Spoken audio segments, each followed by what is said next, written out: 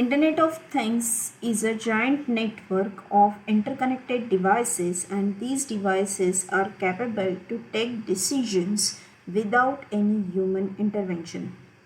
Hi, I welcome you all in 3 days workshop on quick start to IoT. My name is Bhargavi Dalal. I am assistant professor in Information Technology Department of Shahan Anchor Kutch Engineering College, Mumbai. We will see about what exactly Internet of Things. Internet of Things is made up of by the physical object, then the controller as a sensors and actuators and the internet. We can say like that the physical object is the things, that is the devices, and that can be connected with the sensors and actuators, where the sensors and actuators doing actually the controlling operations. We can call it as a brain of that systems, and the internet is needed to communicate between these devices.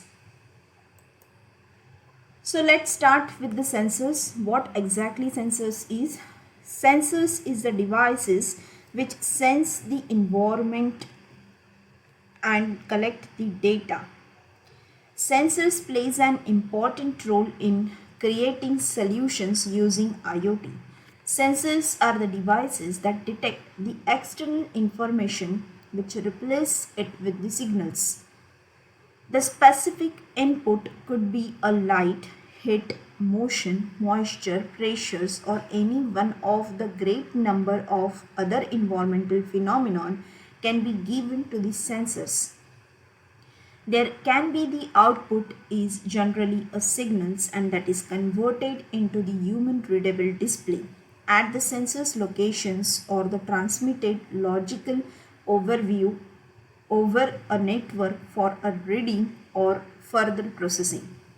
IoT sensors are used in everywhere. It works like a 5 human sensors: sight, hearing, touch, taste, and smell. Here, the sensors can be used in multiple areas like medical care, nursing care, industrial, logistics, agricultural, tourism, and most of the things they are used. There are some classifications of sensors where the sensor types in terms of the communication interface. Here the USB sensor, then wireless and Bluetooth sensors, and embedded sensors modules. USB sensors, these types of sensors is connected like the USB devices. Wireless sensors and Bluetooth sensors, these sensors are communicated with wireless environment, where the devices are attached with the Bluetooth or the wireless. Embedded sensor, here the sensor modules are connected, embedded on a printed circuit board and communicated with the other modules. Let's see the classification of sensors. Sensors are classified into the connection type, some power requirements, or some physical parameters. So connection types, that means it is divided into the contact sensors and non-contact sensors, where it is connected with the wired or which is not connected with the wire. Then the power requirement, here the active sensors and passive sensors are work. Active sensors are the sensors, the devices that requires the external sources or power to operate. And the passive sensors, it is simply detects and responds some type of input from the physical environment. And some are the physical parameters where it requires these sensors are required some physical parameters like flow sensors, pressure sensors, level sensors, and temperatures. So these are the some examples of sensors where we can use these sensors. Temperature sensors is there, proximity, accelerometer, then IR sensors, then pressure sensors, light sensors, ultrasonic sensors, smoke, gas and alcohol sensors, touch sensors, color sensors, humidity sensors, position sensors, magnetic sensors, microphone sensors, tail sensors, flow sensor, flow and level sensors, PIR sensor, touch sensors and strength sensors. So we will see some examples like temperature sensor. Temperature sensors which senses the temperature. It measures the changes in the temperatures. The temperature sensors can be analog or digital, where the analog temperature sensors produce the analog value, whereas the digital sensor temperature sensors produced the digital or discrete value.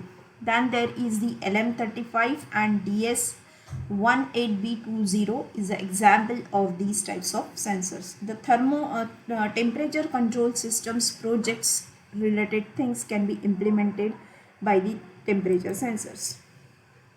Next is the proximity sensor. Proximity sensor is a non-contact type sensors and that detects the presence of an object, where some of the application of proximity sensors are used. For example, mobile phones. For example, cars parking sensors. When there is a car parking systems are there, at that time this sensors is used. Then industries where the object alignment is required, there is used, that sensors is used. Then ground proximity in aircrafts, these sensors are used to locate the land, and these types of proximity sensors can be used in a reverse parking sensor circuit. The project can be implemented like this.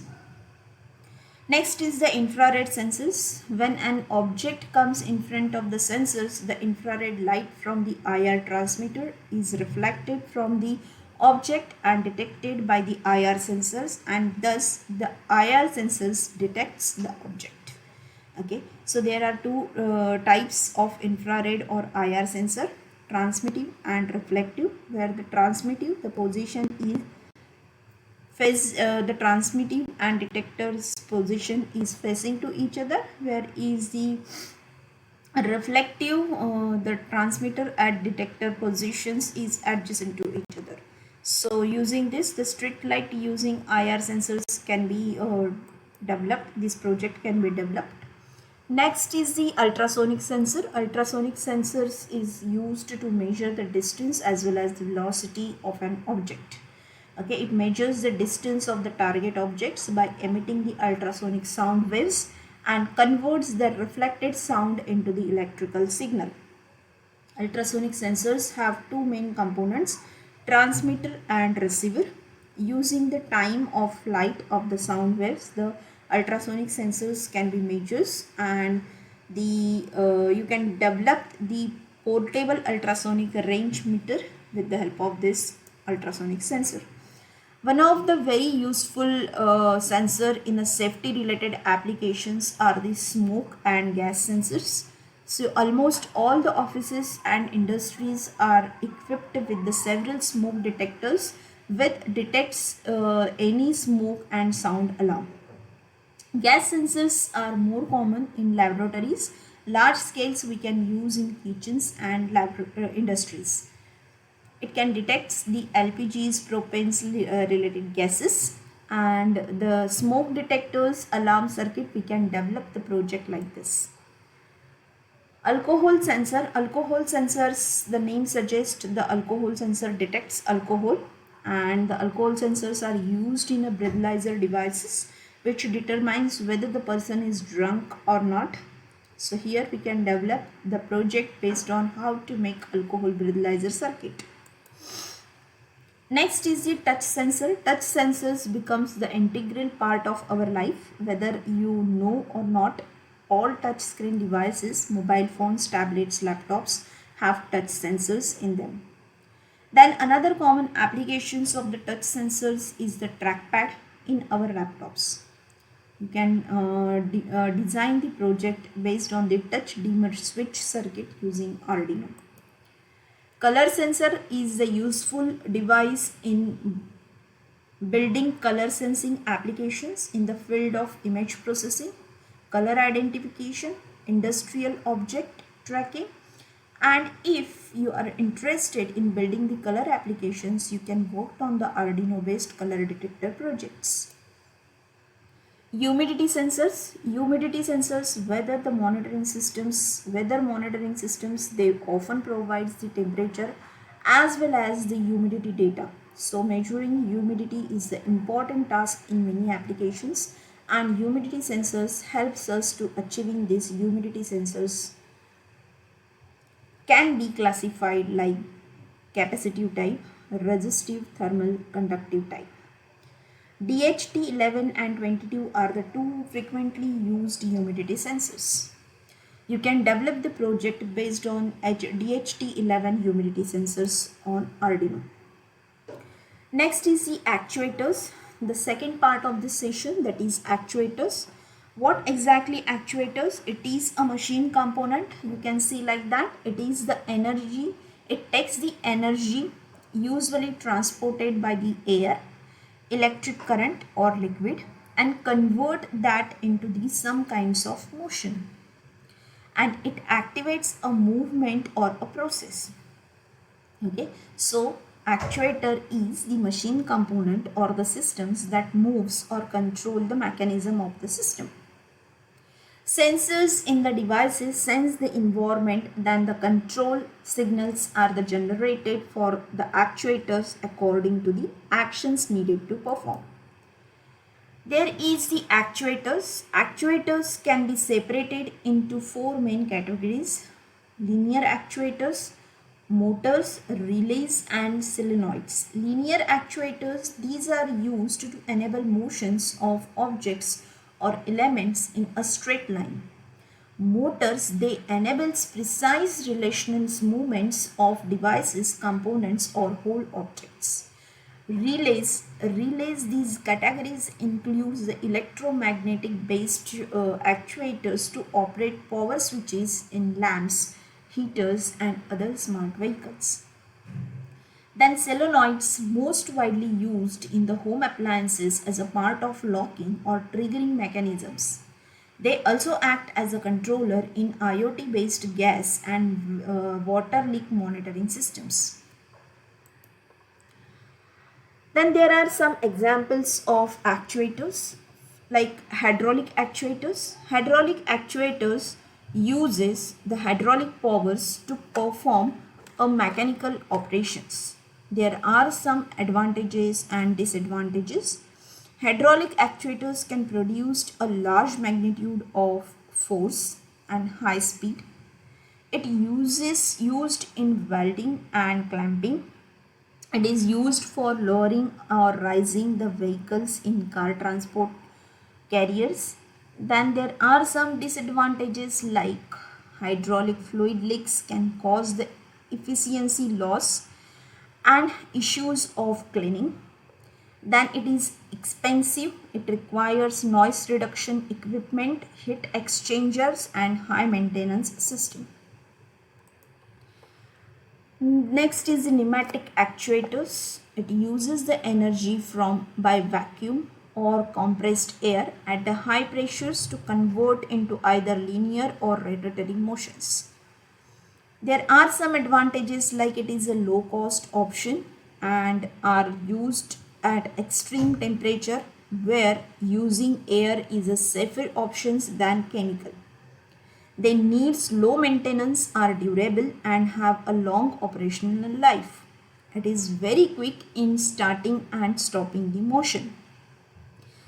Similarly, it has some different disadvantage also, like loss of pressures can make it less efficient than air. Compressor should be running continuously, and due to that air can be polluted and it needed maintenance. Next is the electrical actuator.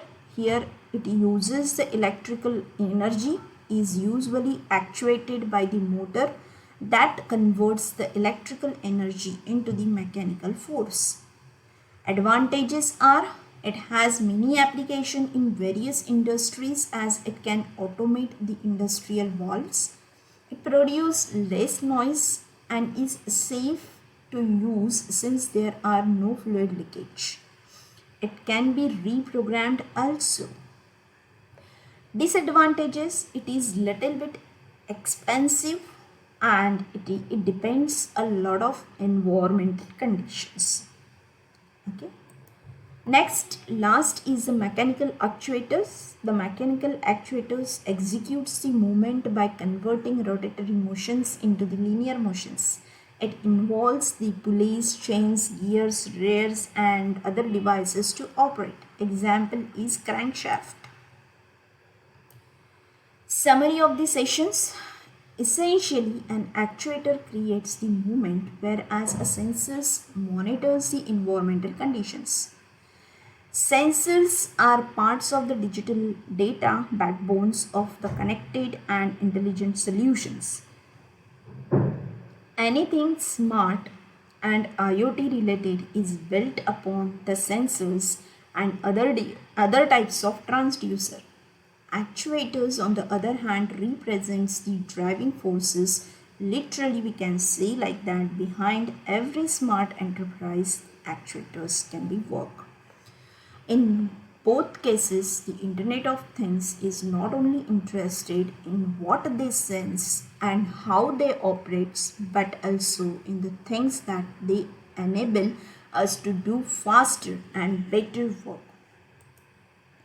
I use these references. You can go through that references, and if you have any queries, you can reach us with this mail ID and site. Thanks and regards.